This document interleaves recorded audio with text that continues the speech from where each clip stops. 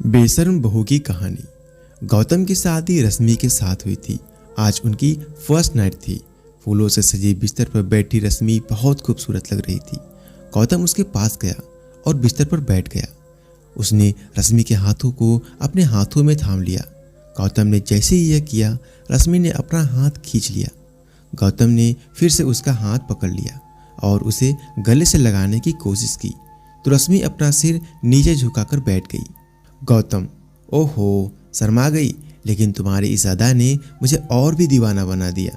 रश्मि, चलो अब शर्माना छोड़ दो और मेरी बाहों में आ जाओ और भूल जाओ सब कुछ। रश्मि, जी वो। गौतम, अरे क्या हुआ, खुलकर बोलो जो बोलना है। गौतम के अनुरोध पर रश्मि ने जो कहा वो उसे बहुत अटपटा लगा। गौतम, ये कैसी मन्नत मांगी है तुमने? सुहाग रात का इंतजार तो सबको होता है। रश्मि, जी होता तो है, लेकिन मैंने शादी से पहले ही आपकी लंबी उम्र और हम दोनों का प्यार खूब बढ़े, इसके लिए मन्नत मांगी थी। मन्नत मांगते वक्त ये कहा था कि शादी के 1 महीने बाद ही मैं अपने पति के साथ खुलकर प्रेम करूंगी। 1 महीने तक हम रहेंगे तो इसी कमरे में, लेकिन एक दूसरे को स्पर्श नहीं करेंगे। गौतम, चलो अब तुमने मन्नत मांगी है और वो भी मेरी लंबी उम्र और आपस के प्रेम के लिए, तो मैं तुम्हारी बातों का मान रखूंगा। दोनों की शादी के 3 दिन हो गए थे। गौतम कैलेंडर में दिन गिन रहा था। एक सुबह जब गौतम शेविंग कर रहा था तभी दरवाजे पर दस्तक हुई। गौतम, रश्मि देखो, दूध वाला आया है। रश्मि ने दरवाजा खोला। दरवाजे पर दूध वाला ही था। रश्मि ने दूध का बर्तन दूध वाले के आगे इस तरह रखा कि उसका हाथ दूध वाले से सट गया। दूध वाले ने अपना हाथ हटाना चाहा तो रश्मि ने जानबूझकर उसके हाथ से अपना हाथ रगड़ना शुरू कर दिया। दूध वाला मन ही मन, अरे मालकिन, ये क्या कर रही हैं आप? 3 दिन पहले ही तो इनकी शादी हुई है। रश्मि, क्या हुआ भैया, क्या सोचने लगे? दूध वाला, कुछ नहीं मालकिन। ये कहकर वो हड़बड़ाहट में वहां से जाने लगा तो रश्मि ने उसे देखकर अपनी एक आंख दबा दी। रश्मि की इस हरकत से उसे जोर का झटका लगा और वो पूरे रास्ते यही सोचता गया कि गौतम जी की शादी गलत लड़की से हो गई है। बताओ, 2 दिन ही हुए हैं शादी को और वो पराये मर्द को न सिर्फ छू रही है बल्कि आंख भी मार रही है। छी, घोर कलयुग आ गया है। एक दिन जब गौतम ऑफिस गया हुआ था तो कपड़े लेने के लिए धोबी उनके घर आया। धोबी, मालकिन, आपने कपड़े निकाल कर रखे हैं ना? कपड़े निकाल कर रश्मि ने ये बात इस अंदाज में कही थी कि धोबी रामलाल झेंप गया। धोबी जब कपड़े लेकर जाने लगा तो रश्मि ने उसे देखकर भी आंख मार दी। रमनलाल के जहन में भी वही बात चलने लगी जो दूध वाले पंकज के जहन में चल रहा था। रश्मि का ये बर्ताव धीरे धीरे मोहल्ले वालों के बीच चर्चा का विषय बन गया था। एक दिन जब गौतम ऑफिस से घर लौटा तो सोसाइटी के गेट पर खड़े गार्ड ने उससे कहा, गार्ड, राम राम साहब। गौतम, राम राम भाई, राम राम जी। गार्ड साहब, वो मुझे आपसे कुछ कहना था। गौतम, तुम्हें फिर से पैसा चाहिए? गार्ड, अरे नहीं साहब, कुछ और बात है। उसके बाद गार्ड ने गौतम से जो कुछ कहा उसे सुनकर गौतम का पारा 7वें आसमान पर पहुंच गया। गौतम, तुम पागल तो नहीं हो गए हो या फिर होश खो दिए हो अपने? तुम्हें पता भी है तुम मेरी पत्नी के बारे में क्या कह रहे हो? गार्ड साहब, मैं झूठ नहीं बोल रहा हूँ। आप जब ऑफिस चले जाते हैं तो मेम साहब हर दिन मुझे बुलाती हैं, कभी मेरा हाथ पकड़ती हैं और कभी आंख मारती हैं। गौतम, देखो, तुम बर्दाश्त की सीमा मत लांघो, नहीं तो मैं सोसाइटी में तुम्हारी शिकायत कर दूंगा, तुम्हारी नौकरी भी चली जाएगी। यह कहकर गौतम वहां से निकल गया। लेकिन कुछ दिनों बाद जब दूध वाले और धोबी ने यही बात गौतम से कही तो वह सोचने पर मजबूर हो गया।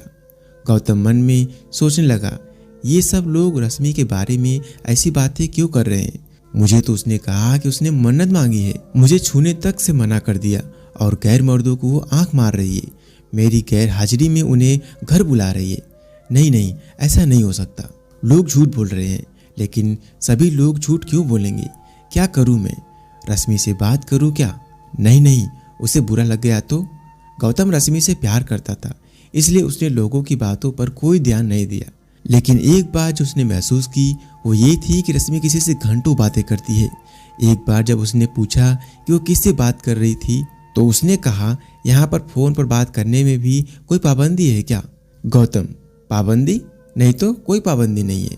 रश्मि, मैं अपने दोस्त से बात कर रही हूँ, शर्मिला नाम है उसका, हम बेस्ट फ्रेंड हैं, लेकिन मेरी शादी हो गई यहाँ दिल्ली में और वो शादी करके दुबई चली गई। अब हमारा मिलना जुलना संभव तो है नहीं, इसलिए हम फोन पर बातें कर रहे हैं। अगर आपको यकीन नहीं हो रहा है तो ये लीजिए फोन और मेरे दोस्त से बात कर लीजिए।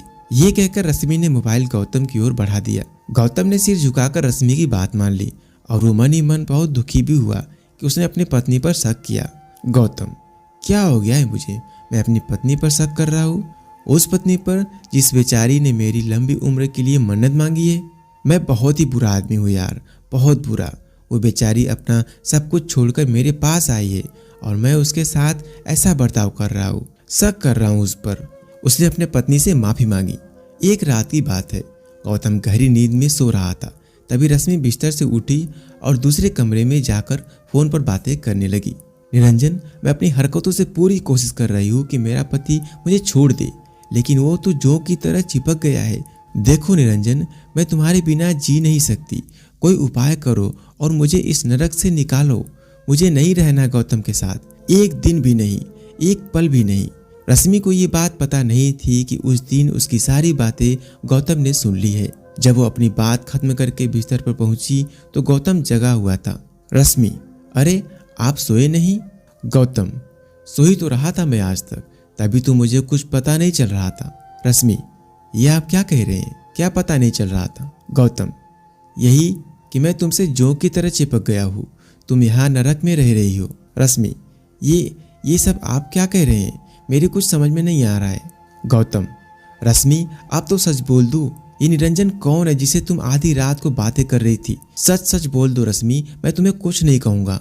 गौतम की बात सुनकर रश्मि रोने लगी और रोते रोते उसने गौतम से कहा, रश्मि, निरंजन और मैं साथ ही पढ़ते थे, हम दोनों एक दूसरे से बहुत प्यार करते थे और शादी भी करना चाहते थे, लेकिन गौतम, लेकिन क्या?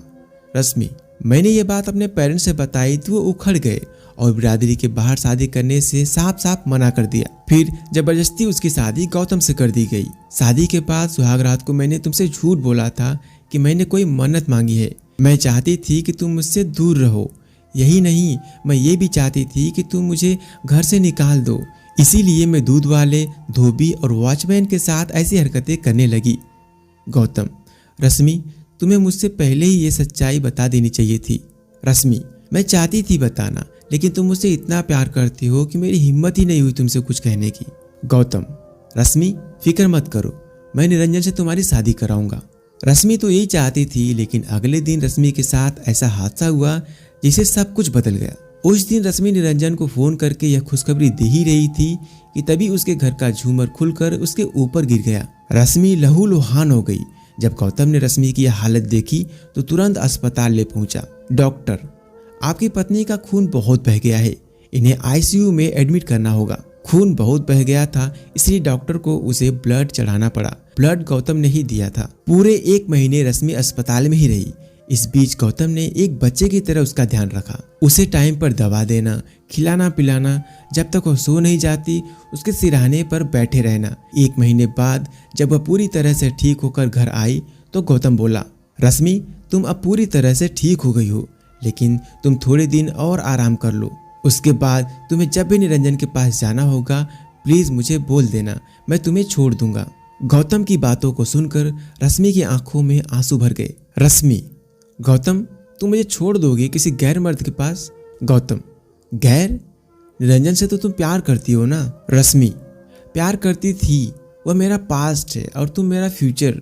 7 फेरे लिए हैं मैंने तुम्हारे साथ। मैं मानती हूँ कि मुझसे गलती हुई है, लेकिन मैं ये दावे के साथ कह सकती हूँ कि मुझे तुमसे ज्यादा कोई प्यार नहीं कर सकता। Gautam, I love you Gautam, I really love you. मेरी गलती के लिए मुझे माफ कर दो और मेरे गले लग जाओ। गौतम रश्मि से बहुत प्यार करता था। जो प्यार करते हैं वे दूसरे की गलती को दिल से नहीं लगाते बल्कि माफ कर देते हैं। गौतम ने रश्मि को माफ कर दिया और दोनों ने नए सिरे से अपना जीवन की शुरुआत किया।